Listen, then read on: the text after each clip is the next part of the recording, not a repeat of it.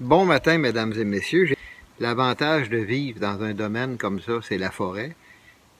Ça fait 5 ans, je suis en train d'entamer ma 5e année que je suis ici. Alors, il est arrivé toutes sortes d'aventures. Un rat musqué qui est rentré dans mes toilettes sèches.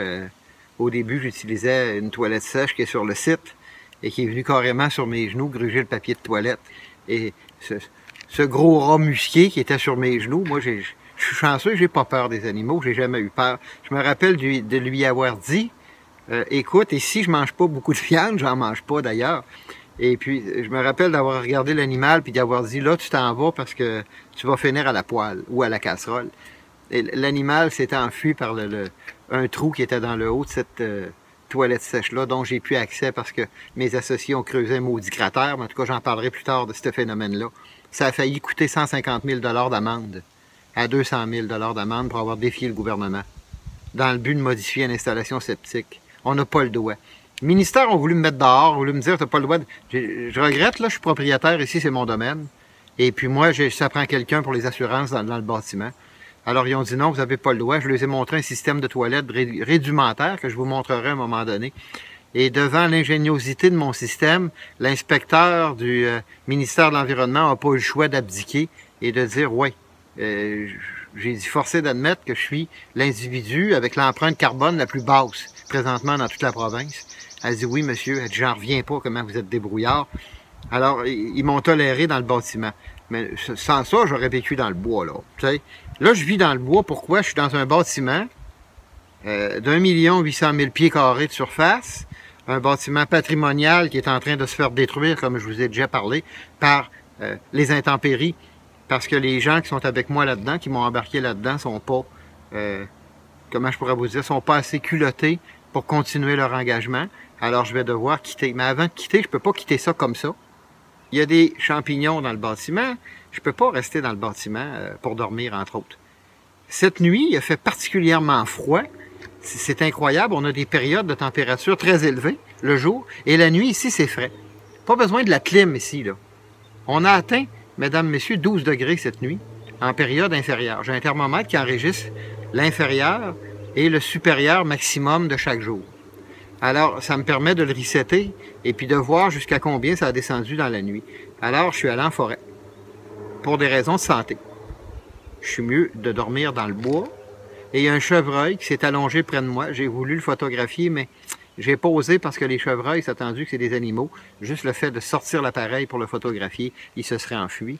J'ai admiré le chevreuil qui était assis, je vous dirais, à 4 ou 5 pieds de moi.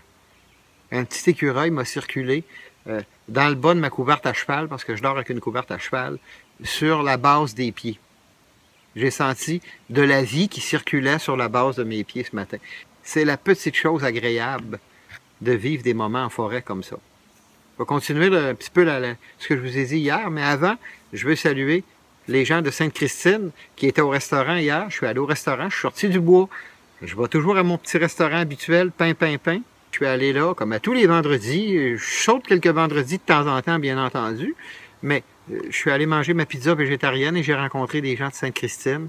Mais il reste que ces gens-là ont besoin d'aide en informatique, je vais aller les aider. On a une mission, on est tous un peu journalistes, je pense, sur Internet aujourd'hui. C'est ça qui est agréable.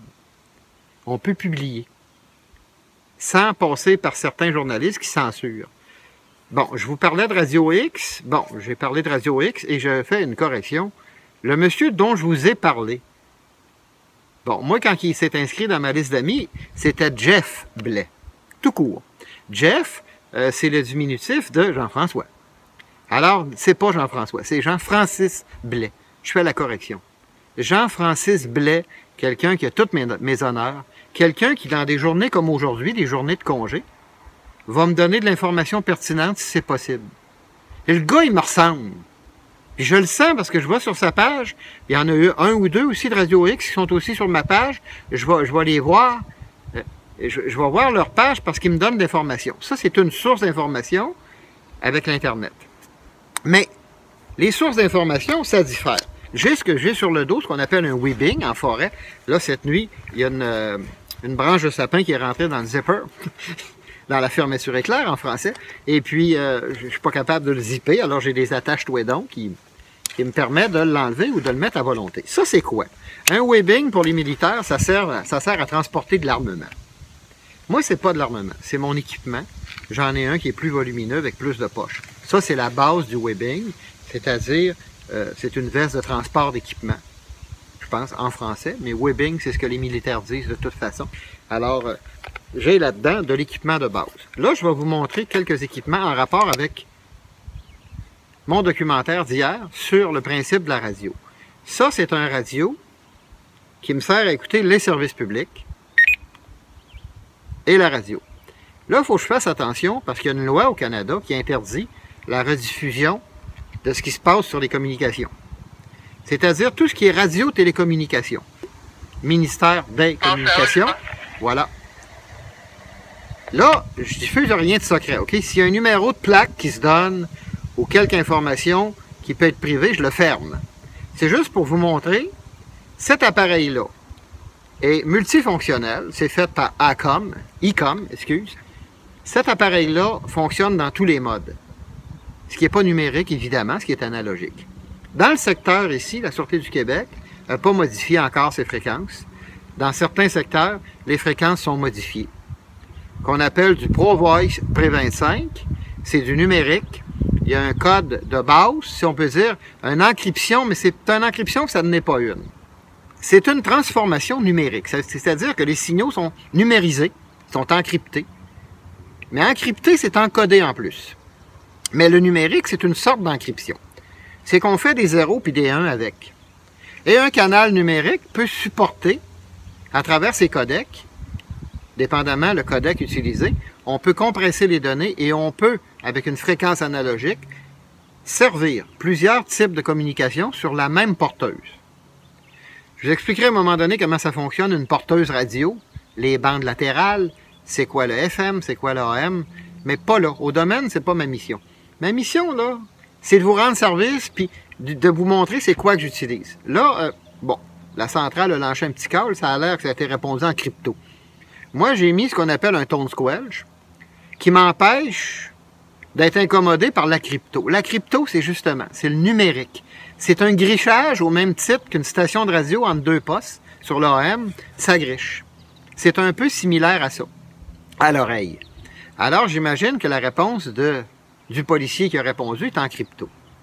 Alors, c'est simple, mais compliqué à la fois. Mais pour ce qui est analogique, mettons que je change. Ça, ce type de radio-là me permet d'aller sur les stations commerciales. Dans le bois, là, il faut avoir le minimum. Là, présentement, c'est le jour. Bon, j'ai pas une journée ensoleillée. Si vous regardez, c'est nuageux tout le temps. Depuis 3 semaines, c'est comme ça.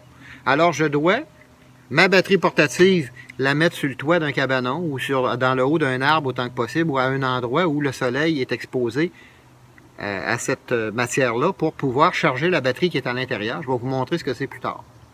Pour le moment, ces appareils-là, comme l'énergie solaire de mon bâtiment, sont surcharge. Alors, il n'y a pas de soleil, j'ai à peu près 2 à 3 ampères, je dois tout fermer. J'ai fermé l'Internet actuellement au moment où je vous parle, je fonctionne sur les batteries de mon iPhone.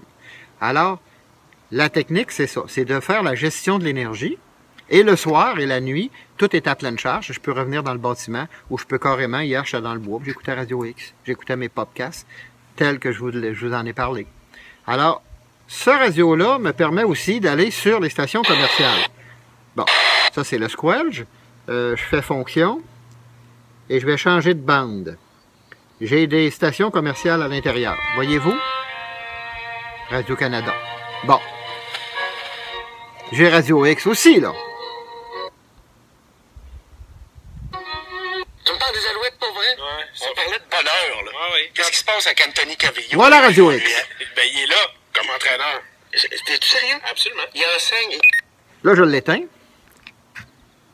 Si je fais ça, si j'écoute avec ça, il y a quelqu'un qui m'a demandé, c'est quoi le rapport? On va pas demander ça de même, mais c'est ce que ça voulait dire, là. Quel rapport avec les communications, avec... Mon cher monsieur. Puis en même temps, pour le commun des mortels, ça, c'est des batteries 3A, 2A. Ces batteries-là, 3 heures d'écoute à volume comme ça. Puis j'ai plus rien. Une journée dure plus longtemps que ça. Alors, j'ai le lecteur MP3 que je mets avec des écouteurs. Et puis, je peux écouter plus. Mais j'ai pas le temps d'écouter la radio, à part le soir, ou quand la brunante arrive, là, je me repose, j'en profite. Alors, mon système est chargé, je consomme au minimum, évidemment, pour garder de l'énergie, surtout des temps pas ensoleillés comme ça. Je vais vous avouer que c'est vraiment désagréable. Mes sources d'énergie sont basses actuellement. Alors, je dois gérer ça encore plus scrupuleusement. Alors, le mode, c'est ça. Ça, c'est l'analogique. En numérique, on peut écouter des communications aussi. Quand on a l'appareil, évidemment, j'ai d'autres appareils pour le faire. En numérique, exemple, les ondes cellulaires. Ici, c'est très dur pour les cellulaires, on est en région montagneuse. Alors souvent, là, on ne le voit pas ici, mais si j'étais plus haut, j'ai 4 montagnes sur ma propriété, qui ne sont plus à moi, à proprement dit, parce qu'ils ont été vendus, mais j'y ai encore accès. Je monte sur une des montagnes, ou ici, sur le toit de l'immeuble, ça fonctionne. On appelle ça, j'ai mis une photo ce matin sur Internet pour expliquer aux gens c'est quoi. Bon, j'ai du wireless home phone. J'ai le téléphone maison dans le bois. Je vais vous expliquer c'est quoi plus tard un wireless home phone. C'est le téléphone maison dans le bois. Je suis assis entre 2 chevreuils, puis il y a un gros ours qui me regarde. Puis c'est arrivé au printemps, là. J'étais assis sur une pierre avec mon wireless home phone. C'est un module qui est fait par Roger et Fido l'ont aussi, un équivalent. Et vous collectez le téléphone maison à l'arrière de ça. Vous avez un dial tone. On le fait charger encore sur le système. Et quand il est chargé, c'est attendu que ça bat d'une prise de courant. J'ai dû faire quelques manipulations techniques. J'ai dû me patenter ce qu'on appelle un power supply, un bloc d'alimentation de 12 volts à 5 volts avec la ploie appropriée, la fiche appropriée, dis-je, pour justement utiliser le téléphone maison dans le bois. Croyez-le, madame, messieurs, ou non, ça existe. J'utilise toutes ces technologies-là. Ici, c'est ce qu'on appelle un repeater, une répétitrice cellulaire. Bon, ça gère l'Internet. Ce modèle-là est plus cher un peu. Il gère l'Internet mobile, c'est-à-dire le 3G et la LTE. Et voilà. La LTE, ici, est à 700 MHz, contrairement à 1.2 et à 1.5 gigaoctets en SIC, si on peut dire, fréquence, radio-fréquence. Alors ça, c'est du micro-ondes. Hein? On s'entend qu'il ne faut pas rester proche de ça autant que possible. C'est dommageable pour le cerveau. Beaucoup de gens disent que non. Moi, je vous certifie que oui, à long terme.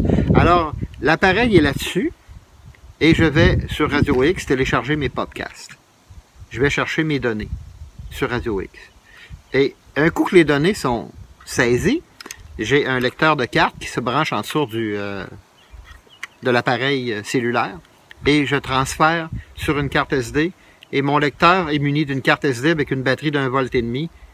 Je ne l'ai pas dit hier, c'est une triple A. C'est plus petit qu'une 2A. C'est 750 mAh et je fais 30 heures d'écoute à peu près. Imaginez le potentiel. C'est pas parce qu'on est loin des gens qu'il faut absolument rester débranché. C'est ma façon de rester branché. Alors voici l'équipement que j'ai. Et voici ce que je fais avec ça. Avec le lecteur MP3, quand ça c'est téléchargé, parce que ça c'est énergivore, ça a 3 watts en sortie de radiofréquence. C'est-à-dire qu'une batterie là-dessus, d'à peu près 2 ampères, c'est pas long qu'elle se vide. Alors je m'en sers pour aller chercher l'information. Un coup que j'ai l'information, 1,5 V, 700 mAh, 30 heures. Faites le calcul, c'est une moyenne économie d'énergie, de temps, bien entendu, j'ai plus de temps d'écoute. Alors, ça me donne une certaine chance. Et si je rate un passage d'une émission où que c'est pertinent puis je veux y revenir, comme j'expliquais hier, au lieu de réutiliser du téléchargement cellulaire qui me coûte une fortune, un gigaoctet supplémentaire, c'est 50 $. Je download un film, exemple, là-dessus, de 700 quelques mégaoctets. Ben, oubliez ça, là, ça vient de me coûter à peu près 40-45 $. Fait que, faut faire attention, notamment les compagnies cellulaires nous volent. J'ai fait des démarches auprès de Roger, mon fournisseur Internet, pour qu'il puisse réduire ça un peu, me donner plus de gigs, mais ça me coûterait une fortune, puis j'en ai pas les moyens, parce que je travaille à distance, puis je suis pas riche. Je suis un travailleur autonome, mais je suis quand même pas riche. Alors, une excellente journée, un excellent week-end à vous tous. Au plaisir, mesdames, messieurs, et à bientôt.